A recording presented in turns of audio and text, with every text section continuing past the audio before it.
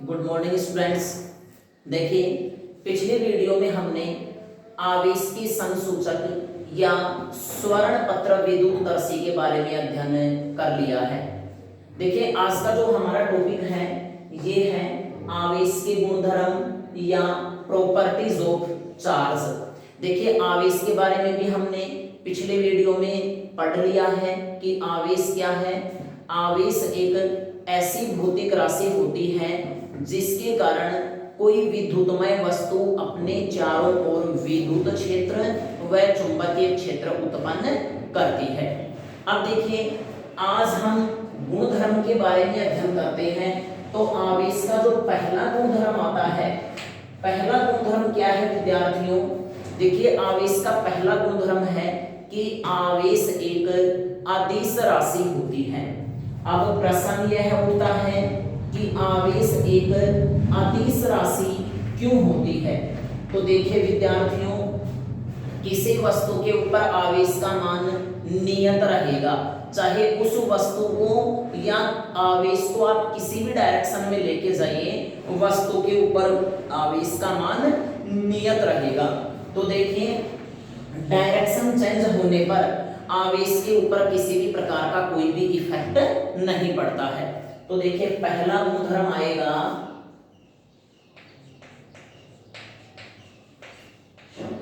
आवेश एक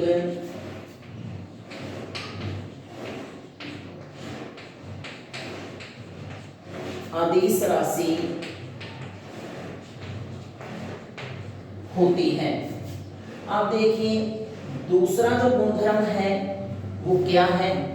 दूसरा गुणधर्म ये है कि सजातीय आवेश एक दूसरे को प्रतिकर्षित करेंगे और विजातीय आवेश एक दूसरे को आकर्षित करेंगे। देखिए, ये किस प्रकार से सिद्ध किया गया? तो इसे सिद्ध करने के लिए एक एक्सपेरिमेंट किया गया।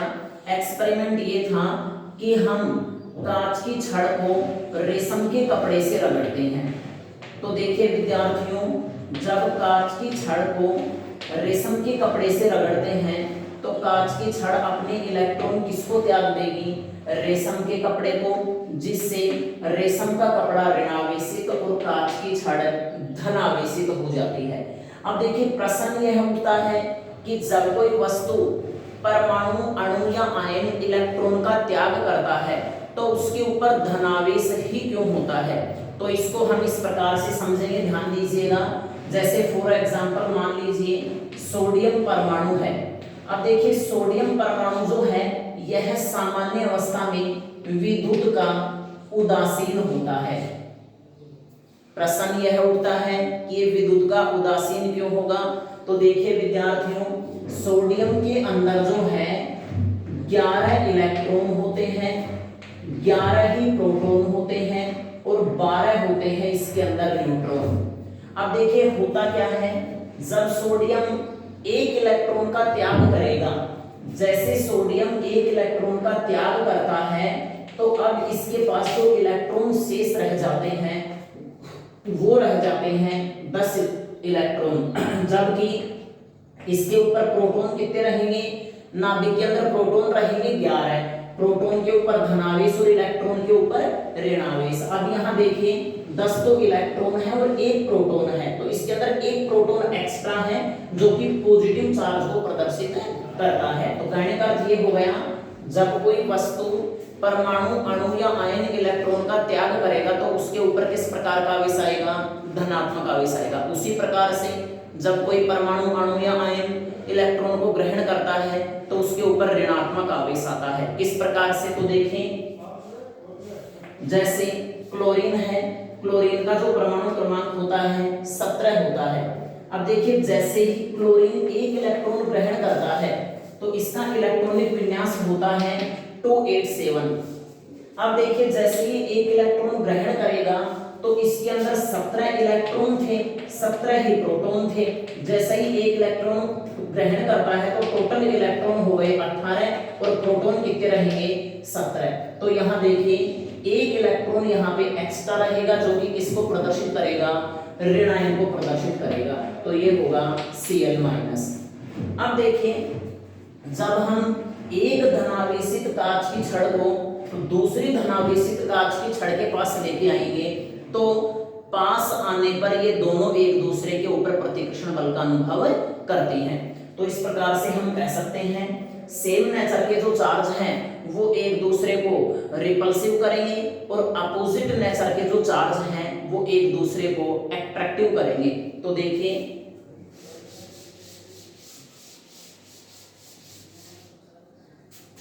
दूसरा गुणधर्म है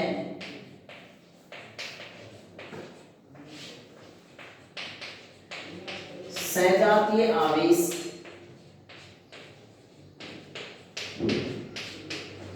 एक दूसरे को प्रतिकर्षित जबकि विजातीय आवेश एक दूसरे को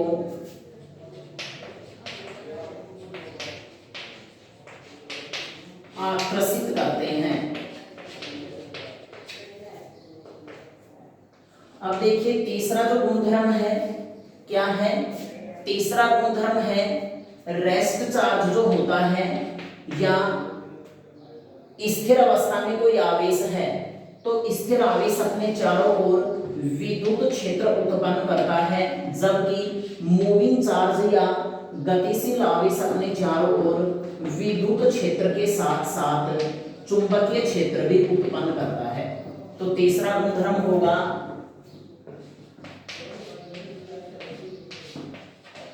स्थिर आवेश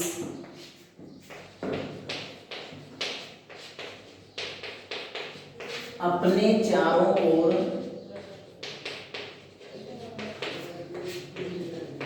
विद्युत क्षेत्र जबकि गतिमान आवेश विद्युत क्षेत्र व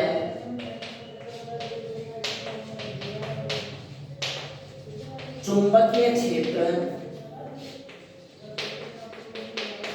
दोनों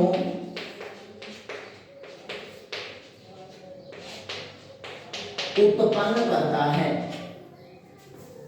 अब देखिए नेक्स्ट जो गुणधर्म है फोर्थ गुण। अब देखिए फोर्थ गुणधर्म को हम हेडिंग के रूप में अध्ययन करेंगे। ये है आवेश की योज्यता, अर्थात आवेश जो है एक योज्यात्मक राशि होती है। आवेश एक योज्यात्मक राशि होती है, अर्थात देखिए आवेश एक योज्यात्मक राशि कैसे होती है। किसी विलगित निकाय का जो कुल आवेश होता है उसका मान उस निकाय में उपस्थित सभी आवेशों के बीजगणितीय योग के तुल्य होता है, अर्थात किसी विलगित निकाय का कुल आवेश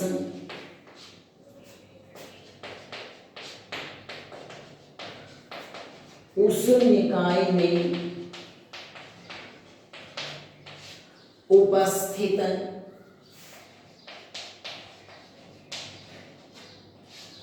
विभिन्न आवेशों के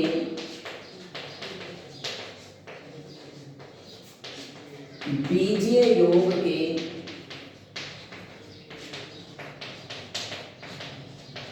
तुल्य होता है। फॉर एग्जाम्पल देखिए ये कोई आइसोलेटेड सिस्टम है या विलगित निकाय है। देखिए विद्यार्थियों विलगित निकाय क्या होता है, तो इसका अध्ययन आपने कक्षा 11th में कर लिया है कि ऐसा निकाय जिसमें ना तो ऊर्जा का आदान प्रदान हो और ना ही आवेश का आदान प्रदान हो, विलगित निकाय कहलाएगा। तो देखें इस निकाय के अंदर यहाँ पे हमने मान लिया +7 क्यों आवेश हैं, प्लस 5Q माइनस 3Q। तो इसका जो कुल चार्ज है ये होगा 7Q plus 5Q plus minus 3Q is equal to 9Q। तो देखिए एग्जाम्पल लिखते हैं, यदि किसी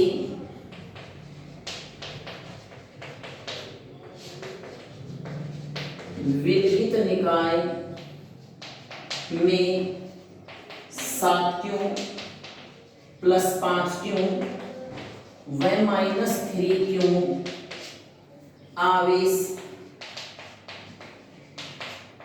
उपस्थित हो तो उस निकाय का कुल आवेश 9Q होगा। तो देखिए विद्यार्थियों, इसका एज इट इज स्क्रीनशॉट लेकर के नोट्स उतार लीजिए। बाकी जो गुणधर्म है उसका अध्ययन हम इसके पश्चात करेंगे। अब देखिए पांचवा जो गुणधर्म आता है ये है आवेश संरक्षण का सिद्धांत। देखिए विद्यार्थियों, क्या कहता है आवेश संरक्षण का सिद्धांत? इस सिद्धांत के अनुसार आवेश जो है एक संरक्षित राशि होती है, अर्थात किसी प्रक्रिया में आवेश को ना तो नष्ट किया जा सकता है और ना ही इसे उत्पन्न किया जा सकता है। प्रक्रिया से पूर्व का जो कुल आवेश है वो प्रक्रिया के बाद के कुल आवेश के समान होता है। तो देखिए इस सिद्धांत के अनुसार आवेश एक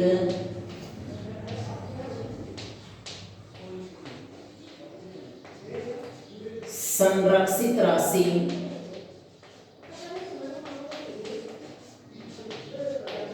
होती है, अर्थात किसी प्रक्रिया में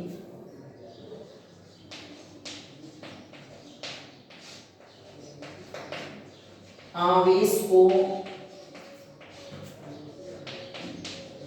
ना तो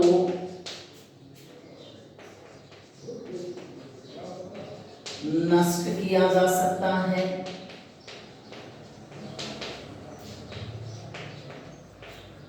और ना ही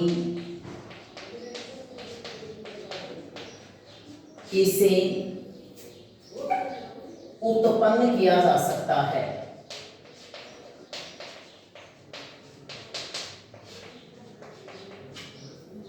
अब देखें उदाहरणार्थ, जब हम कांच की छड़ को रेशम के कपड़े से रगड़ते हैं तो कांच की छड़ जितने इलेक्ट्रॉनों का त्याग करती है रेशम का कपड़ा उतने ही इलेक्ट्रॉनों को ग्रहण कर लेता है।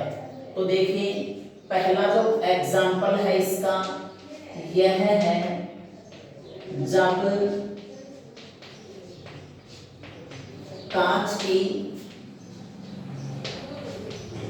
छड़ को रेशम के कपड़े से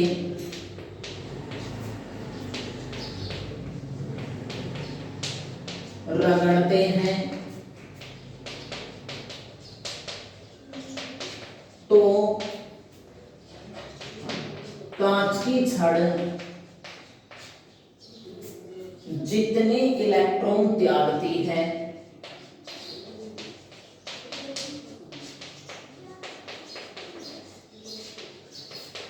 रेशम का कपड़ा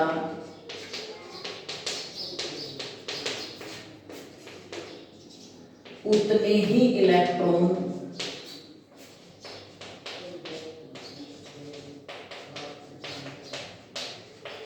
ग्रहण करता है। देखिए विद्यार्थियों, इस उदाहरण को हम रेडॉक्स अभिक्रिया के आधार पर भी समझ सकते हैं। आपने केमिस्ट्री में अध्ययन किया होगा कि रेडॉक्स अभिक्रिया क्या होती है। देखिए रेडॉक्स जो होती है ये रिडक्शन और ऑक्सीडेशन का ही कंबाइंड रूप होती है, अर्थात ऐसी अभिक्रिया जिसमें ऑक्सीकरण और अपचयन दोनों साथ साथ चलती हैं। रेडॉक्स अभिक्रिया में जब कोई परमाणु एक इलेक्ट्रॉन का त्याग करता है तो उसी इलेक्ट्रॉन को दूसरा परमाणु ग्रहण कर लेता है। और आपने अध्ययन कर ही रखा है कि रेडॉक्स अभिक्रिया ऑक्सीकरण और अपचयन दोनों साथ साथ होती हैं। अब देखिए, जो परमाणु जितने इलेक्ट्रॉनों को त्यागता है दूसरा परमाणु उतने ही इलेक्ट्रॉनों को ग्रहण कर लेता है। अब देखिए दूसरा जो एग्जाम्पल है इसका, ये है 92 यूरेनियम 238।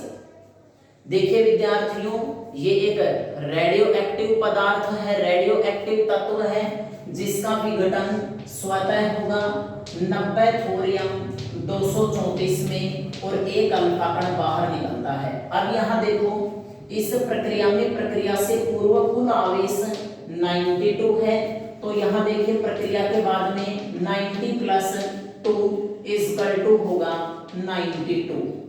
तो देखिए इस प्रक्रिया में भी आवेश जो है संरक्षित रहता है। तीसरा एग्जांपल देखिए, नाइट्रोजन परमाणु के ऊपर जब हम अल्फा कण की बमबारी करते हैं तो देखिए ये नो फ्लोरीन 18 में कन्वर्ट होगा, जो स्वयं एक रेडियो एक्टिव तत्व है जिसका विघटन होगा 8O17 अर्थात ऑक्सीजन के समस्थानिक के रूप में, और एक प्रोटॉन बाहर निकलता है। अब यहाँ देखें 7 electron plus 2 electron is equal to 9 electron, यहाँ पर 8 इलेक्ट्रॉन प्लस 1 इलेक्ट्रॉन बराबर में कितना होगा 9 इलेक्ट्रॉन। तो यहाँ पर भी आवेश संरक्षण के सिद्धांत का पूर्ण रूप से पालन हो रहा है। अब देखिए इसी प्रकार से चौथा एग्जाम्पल है, जब हम एक इलेक्ट्रॉन की टक्कर एक पॉजिट्रॉन से करवाते हैं तो इलेक्ट्रॉन पॉजिट्रॉन को जब निरस्त करता है तो एक विद्युत चुंबकीय तरंग उत्सर्जित होती है जिसकी ऊर्जा 1.02 मेगा इलेक्ट्रॉन वोल्ट होती है। देखिए विद्यार्थियों, इस प्रक्रिया में प्रक्रिया से पूर्व का कुल चार्ज 0 है तो प्रक्रिया के बाद का कुल चार्ज भी 0 होगा। इसका स्क्रीनशॉट लेकर के एज इट इज उतारिए, फिर हम नेक्स्ट जो 2 गुणधर्म हैं उनका अध्ययन करते हैं।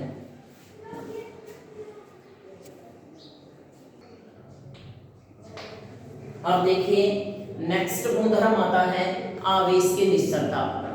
इसके अनुसार आवेश एक इनवेरिएंस क्वांटिटी होती है, अर्थात आवेश एक निश्चल राशि होती है। अब देखिए प्रश्न ये उठता है आवेश एक निश्चल राशि क्यों होती है। तो देखिए विद्यार्थियों, किसी आवेशित वस्तु या प्रेक्षक की चाल जो कुछ भी हो उसके ऊपर आवेश का मान निश्चल होगा। तो देखिए आवेश एक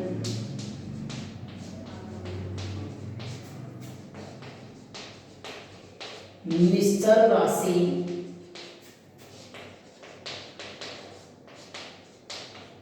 होती है, अर्थात वस्तु या प्रेक्षक की चाल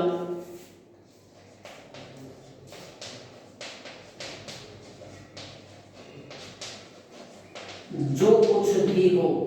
तो देखिए विद्यार्थियों, प्रेक्षक या वस्तु की चाल जो कुछ भी हो आवेश निश्चल राशि रहेगी, निश्चल रहेगा।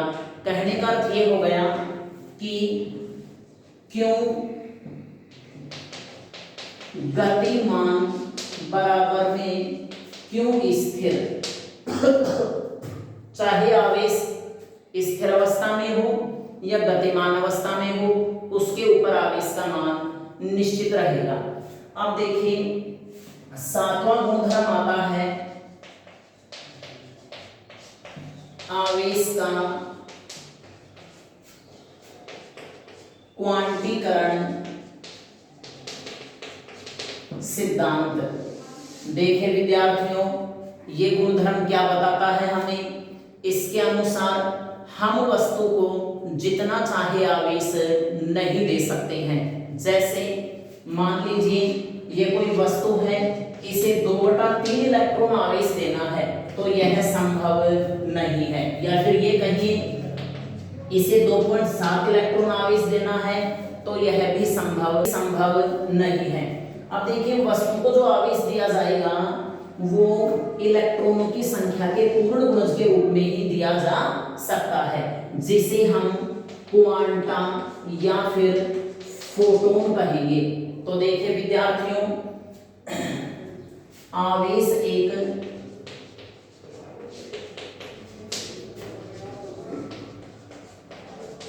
क्वांटीकृत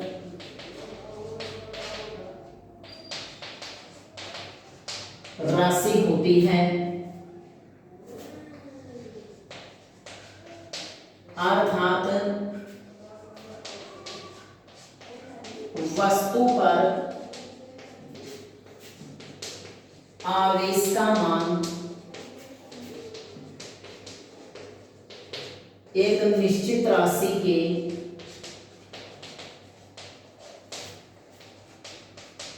पूर्ण गुणज के रूप में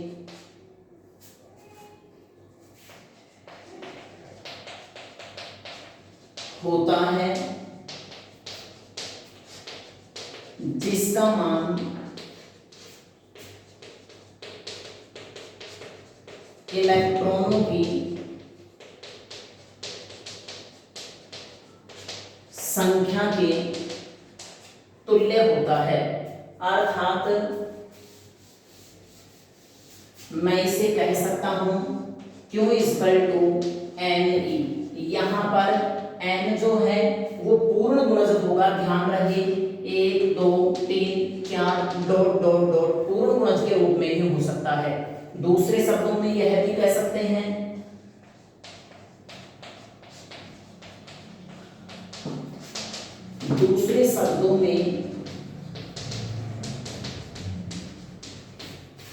यह कहा जा सकता है कि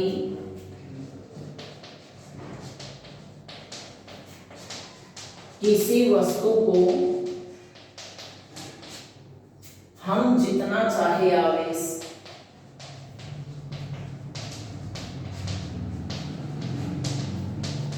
नहीं दे सकते हैं।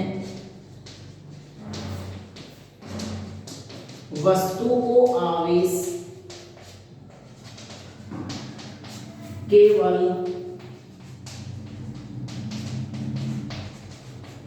इलेक्ट्रॉनों की संख्या के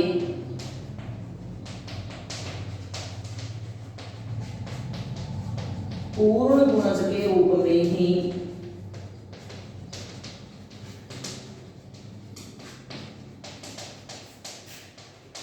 दिया जा सकता है, जिसे फोटोन या क्वांटा कहा जाता है। तो देखिए इसका स्क्रीनशॉट लीजिएगा।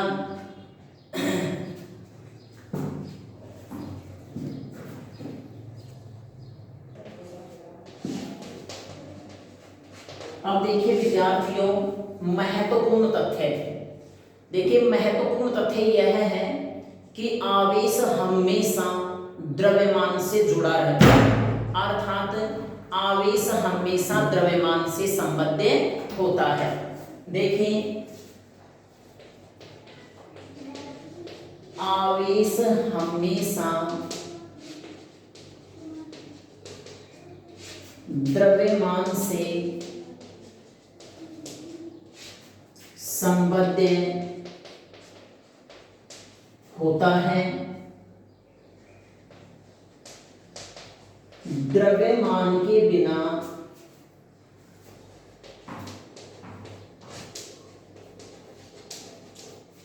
आवेश का अस्तित्व नहीं है। लेकिन इसका जो विलोम है, देखें आवेश हमेशा द्रव्यमान से संबद्ध होता है, जबकि द्रव्यमान आवेश से संबद्ध नहीं होता, यह आवश्यक नहीं है। जैसे फॉर एग्जांपल देखिए हम न्यूट्रॉन की बात करते हैं तो न्यूट्रॉन जो है, न्यूट्रॉन के ऊपर आवेश क्या होगा, शून्य, लेकिन न्यूट्रॉन का द्रव्यमान होता है। तो देखिए आवेश शून्य है तो यह आवश्यक नहीं है कि द्रव्यमान भी शून्य हो, लेकिन यदि द्रव्यमान शून्य है तो यह आवश्यक है कि वहां पर आवेश भी शून्य होगा। जैसे फोटोन का द्रव्यमान शून्य व आवेश भी शून्य होता है। तो देखिए इसी के साथ आज का जो टॉपिक है वो समाप्त हो गया। बाकी हम नेक्स्ट टॉपिक का अध्ययन अगले वीडियो में करेंगे, तो बने रहिए मेरे साथ लगातार और इस चैनल को लाइक, सब्सक्राइब और शेयर करते रहिए।